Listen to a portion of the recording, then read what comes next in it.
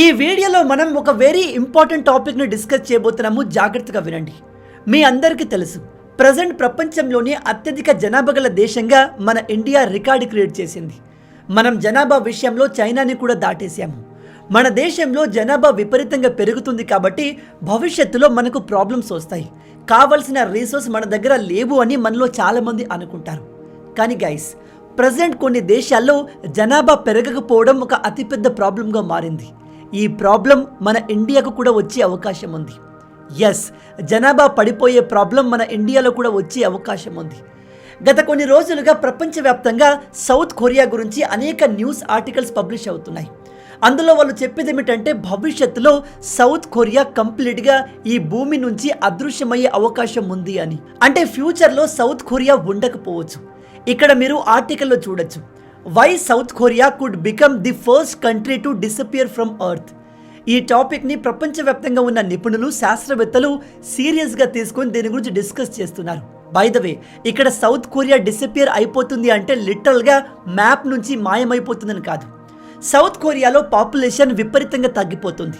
రాబోయే 20-30 సంవత్సరాల్లోనే south Korea population కంప్లీట్గా పడిపోయే అవకాశం ఉంది. ఎప్పుడైతే ఆ దేశ పాపులేషన్ కంప్లీట్గా పడిపోతుందో ఆ సమయంలో మనం సౌత్ కొరియాకు వెళ్ళినా కూడా అది సౌత్ కొరియా దేశం అనే ఫీలింగ్ రాదు.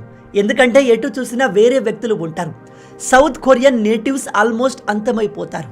ఇప్పుడు మీలో కొంతమందికి అనిపించవచ్చు, సౌత్ కొరియా లేకపోవడంతో దాని ఎఫెక్ట్ మన ఇండియా పైన ఏమైనా పడుతుందా అని. ఇండియా పైన పెద్దగా ఎఫెక్ట్ ఉండకపోవచ్చు. కానీ ఎవరైతే ఈ కేపాప్ సాంగ్స్ వింటారో, కొరియన్ డ్రామాస్ని ఎక్కువగా చూస్తారో వాళ్లకు కాస్త ఫరక్ పడవచ్చు. ఇక్కడ విచిత్రం ఏమిటంటే, ఈ సౌత్ కొరియన్ వాళ్ళు రొమాంటిక్ లవ్ స్టోరీస్, డ్రామాస్ని ఎక్కువగా తీస్తారు. కానీ అలాంటి దేశంలోనే పాపులేషన్ పెరగట్లేదు. బై ద వే, మీలో ఎంతమంది K-pop songs and South Korean డ్రామాస్ని ఎక్కువగా చూస్తారు? నేనైతే నా లైఫ్లో ఇప్పటిదాకా ఒక్క సౌత్ కొరియన్ డ్రామాని చూడలేదు, ఒక్క సాంగ్ కూడా వినలేదు. నాలాగా మీలో ఎవరైనా ఉంటే కింద కామెంట్లో చెప్పండి. అయితే ఇక్కడ ఇంట్రెస్టింగ్ విషయం ఏమిటంటే, మన దేశంలో పాపులేషన్ పెరుగుతున్నప్పటికీ ఫర్టిలిటీ రేట్ అనేది తగ్గుతూ వస్తుంది. రేపు మన పరిస్థితి కూడా సౌత్ కొరియా లాగా అయ్యే అవకాశం ఉందని కొంతమంది నిపుణులు చెప్తున్నారు. అందుకే మన ఇండియా సౌత్ కొరియా చేసిన తప్పుల నుంచి కొన్ని విషయాల్ని నేర్చుకోవచ్చు. మీరు వరల్డ్ న్యూస్ని ఫాలో అవుతుంటే ప్రపంచవ్యాప్తంగా ఉన్న పెద్ద పెద్ద లీడర్లు తమ దేశ ప్రజలకు పాపులేషన్ని పెంచమని రిక్వెస్ట్ చేస్తున్నారు. రష్యాది అదే పరిస్థితి, ఇటలీ, జర్మనీ, ఇలా చాలా యూరప్ దేశాల్లో ఇదే పరిస్థితి ఉంది. ప్రపంచంలోనే రిచెస్ట్ పర్సన్ అయిన ఇలాన్ మాస్క్ కూడా చాలాసార్లు మన ప్రపంచానికి ఉన్న అతిపెద్ద ప్రాబ్లం గ్లోబల్ వార్మింగ్, యుద్ధాలు కాదు, పాపులేషన్ పడిపోవడం అని చెప్పారు. ఈవెన్ మన దేశంలోని కొన్ని రాష్ట్రాల సీఎంలు కూడా ఇప్పుడు ఓపెన్గా ప్రజల్ని, ఎక్కువగా పిల్లల్ని కనమని చెప్తున్నారు. ఉదాహరణకి తమిళనాడు ముఖ్యమంత్రి అయిన స్టాలిన్, ఆంధ్రప్రదేశ్ ముఖ్యమంత్రి అయిన చంద్రబాబు నాయుడు గారు, అలాగే ఆర్ఎస్ఎస్ చీఫ్ అయిన మోహన్ భగవత్ గారు కూడా ఎక్కువ మంది పిల్లల్ని కనండి, అట్లీస్ట్ ముగ్గురునైనా కనండి అని ప్రజల్ని రిక్వెస్ట్ చేస్తున్నారు. అయితే ఇక్కడ మీరు ముందుగా ఫర్టిలిటీ రేట్ అంటే ఏంటో తెలుసుకోవాలి. ఉదాహరణకి ఒక దేశంలో 100 మంది ప్రజలు ఉన్నారు అనుకుందాం.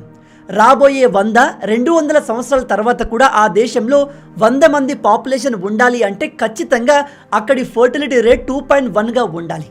అంటే ఆ దేశంలోని ప్రతి మహిళ యావరేజ్గా 2.1 మంది పిల్లల్ని కనాలి.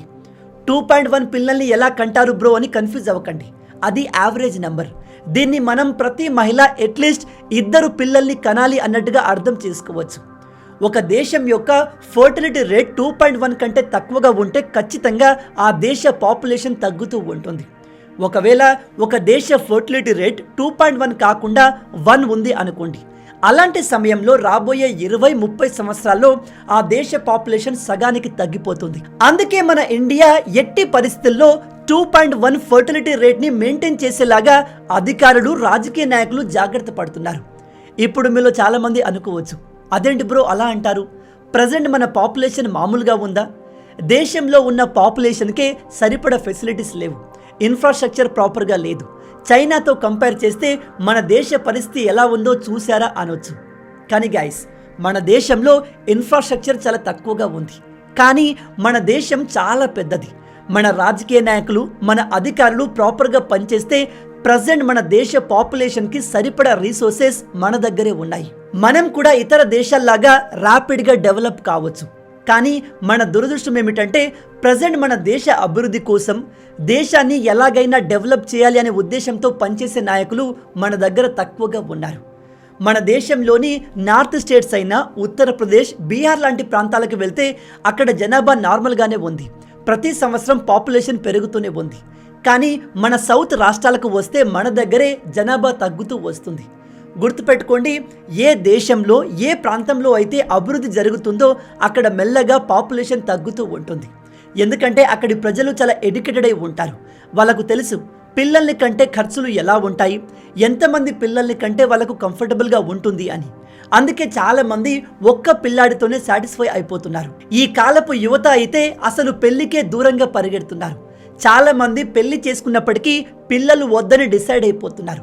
ఎందుకంటే ఈ కాలంలో ఎడ్యుకేషన్ అనేది ఒక బిజినెస్ అయిపోయింది. అండ్ చదువుకున్న తల్లిదండ్రులు చాలా క్లియర్గా క్యాలిక్యులేట్ చేసుకుంటున్నారు. ఒక్క బేబీని కంటే ఆ బేబీ ఎడ్యుకేషన్ని వాళ్ళు అఫోర్డ్ చేయగలరా లేదా అని. ఎందుకంటే హైదరాబాద్ లాంటి ప్రాంతాల్లో ఎల్కేజీ, యూకేజీ పిల్లల స్కూల్ ఫీ లక్షల్లో ఉంది. అందుకే ఈ కాలపు కపుల్స్ పిల్లల్ని కనడానికి అంతగా ఇంట్రెస్ట్ చూపట్లేదు. 2 కంటే ఎక్కువ మంది పిల్లల్ని కంటే ఆటోమేటిక్గా ఆ కుటుంబం పేదరికంలోకి పడిపోతుంది. కానీ ఒకవేళ మన సౌత్లో పాపులేషన్ ఇలాగే పడిపోతూ ఉంటే రాబోయే సంవత్సరాల్లో మన ఎకానమీ కూడా పడిపోతుంది. ఇక సౌత్ కొరియా విషయానికి వస్తే, సౌత్ కొరియా ఈ ప్రపంచం నుంచి అదృశ్యమైపోయే మొదటి దేశమని ఎందుకు చెప్తున్నారో తెలుసా? ఆ దేశ ఫర్టిలిటీ రేట్ 1 కంటే తక్కువగా 0.78గా ఉంది. దీని అర్థం ఏమిటంటే రాబోయే కొన్ని దశాబ్దాలు అంటే దాదాపు 2080-90 సంవత్సరంలో సౌత్ కొరియా పాపులేషన్ విపరీతంగా పడిపోతుంది. ప్రజెంట్ ఆ దేశ పాపులేషన్ దాదాపు 5 కోట్లుగా ఉంది. 2090 వచ్చేసరికి ఈ సంఖ్య 1 కోటికి పడిపోయే అవకాశం ఉంది. ఆ మిగిలిన 1 కోటి జనాభాలో కూడా చాలా మటుకు ఏజ్డ్ పీపుల్స్ ఉంటారు. అంటే ముసలి వాళ్ళు, పెద్దవాళ్ళు ఎక్కువగా ఉంటారు. అంటే మెల్లమెల్లగా సౌత్ కొరియాలోని లోకల్ పీపుల్స్ ఈ భూమి నుంచి అంతరించిపోవచ్చు. అయితే ఇక్కడ సౌత్ కొరియా ఏం మిస్టేక్ చేసింది? ఆ దేశంలో ఇంతగా పాపులేషన్ పడిపోవడానికి కారణం ఏంటి అంటే ఆ దేశ లివింగ్ కాస్ట్. సౌత్ కొరియాలో లివింగ్ కాస్ట్ చాలా ఎక్కువగా ఉంది. ఆ దేశంలో రెంటల్ ప్రైజెస్ కూడా చాలా ఎక్కువ. సౌత్ కొరియా సిటీస్లో ఉండే ప్రజలు తాము అక్కడి ఇళ్లలో ఉండేందుకు వాటి రెంట్ను కూడా అఫోర్డ్ చేయలేకపోతున్నారు. అక్కడి ప్రజలు తమ ఖర్చును తామే మెయింటైన్ చేయలేకపోతున్నారు. కాబట్టి పిల్లల్ని కనడం వేస్ట్ అనుకుని చాలామంది కపుల్స్ పిల్లల్ని కనకుండా అలాగే ఉండిపోతున్నారు. ఎందుకంటే వాళ్ళే రెంట్లు భరించలేక చిన్న చిన్న అపార్ట్మెంట్స్లో ఉంటున్నారు. అలాంటిది ఇంకా పిల్లల్ని కంటే వాళ్లకు ఆ ప్లేస్ ఏమాత్రం సరిపోదు. అందుకే సౌత్ కొరియాలో ఈ ప్రాబ్లం విపరీతంగా పెరుగుతుంది. సౌత్ కొరియా ఆల్రెడీ ఒక డెవలప్డ్ కంట్రీ. ఆ దేశంలో ప్రతి ఒక్కరూ చదువుకున్న వాళ్ళే ఉన్నారు. అండ్ ప్రతి ఒక్కరూ ఏదో ఒక ఉద్యోగం చేస్తూ ఉంటారు. కాబట్టి అక్కడి ప్రజలు తమ అవసరాలకు తగినట్టుగా భవిష్యత్తును దృష్టిలో పెట్టుకొని నిర్ణయాలు తీసుకుంటారు. అందుకే చాలామంది ప్రొఫెషనల్స్ పిల్లల్ని వద్దు అని డిసైడ్ అయిపోతున్నారు. కానీ మన ఇండియాలో ఫర్టిలిటీ రేట్ పడిపోవడానికి వేరే రీజన్ ఉంది. అదే ఇన్కమ్ ఇన్ఈక్వాలిటీ. ఉదాహరణకి మన దేశంలో ఉన్న ధనవంతులు విపరీతమైన సంపద కలిగి ఉన్నారు. అలాంటి వాళ్ళ పెళ్లిల్లో ఇంటర్నేషనల్ సెలబ్రిటీలు వచ్చి డాన్స్ చేస్తారు. అదే లేని వాళ్ళు ఏమీ లేకుండా ఇదిగో ఇలా మురికి వాడలో నివసిస్తున్నారు. రీసెంట్గా టైమ్ మ్యాగజైన్ మన దేశంలో ఉన్న ఇన్కమ్ ఇన్ఈక్వాలిటీ గురించి ఒక రిపోర్ట్ని పబ్లిష్ చేసింది. వీళ్ళు చెప్పేది ఏమిటంటే ప్రజెంట్ మన దేశంలో ఇన్కమ్ ఇన్ఈక్వాలిటీ బ్రిటిష్ వారు మన దేశంలో ఉన్న టైం కంటే ఎక్కువగా ఉందంట. దీని అర్థం మన దేశంలో ధనవంతుడు మరింత ధనవంతుడిగా మారుతున్నాడు. అదే పేదవాడు మరింత బీదవాడిగా మారుతున్నాడు. మన దేశంలో ఇదే పరిస్థితి కొనసాగితే మన పాపులేషన్ కూడా పడిపోవచ్చు. అది ఎలా అంటే మన దేశంలో ధనవంతుల సంఖ్య చాలా తక్కువగా ఉంటుంది. దాదాపు 99% పాపులేషన్ మధ్యతరగతి పేద కుటుంబాలకు చెందిన వాళ్ళే ఉన్నారు. రేపు ఈ ఇన్కమ్ ఇన్ఈక్వాలిటీ ఇలాగే ఉంటే డబ్బు పెద్దగా లేని మధ్యతరగతి వాళ్ళు, పవర్టీ లైన్కి కింద ఉన్న వాళ్ళు మన దగ్గర ఎలాగో డబ్బు లేదు కాబట్టి పిల్లల్ని కనడం ఎందుకు, కానీ ఇంకా ఇబ్బంది పడాల్సిన అవసరం ఏముందని చెప్పి వీళ్ళంతా పిల్లలు వద్దు అనుకున్నారే అనుకోండి, మన దేశ పాపులేషన్ విపరీతంగా పడిపోతుంది. అలాంటి పరిస్థితి వస్తే మన దేశ ఫర్టిలిటీ రేట్ ఒక్కసారిగా కుప్పకూలిపోతుంది. దాన్ని కంట్రోల్ చేయడం కూడా పాసిబుల్ కాదు. అందుకే మన ప్రభుత్వాలు దేశంలో ఇన్కమ్ ఇన్ఈక్వాలిటీ తగ్గే విధంగా చర్యలు తీసుకోవాలి. ప్రతి ఒక్కరిలో అభివృద్ధి జరిగేలాగా, అందరికీ ఉద్యోగ అవకాశాలు వచ్చేలాగా కొత్త కొత్త ప్లాన్స్ని, స్కీమ్స్ని తీసుకురావాలి.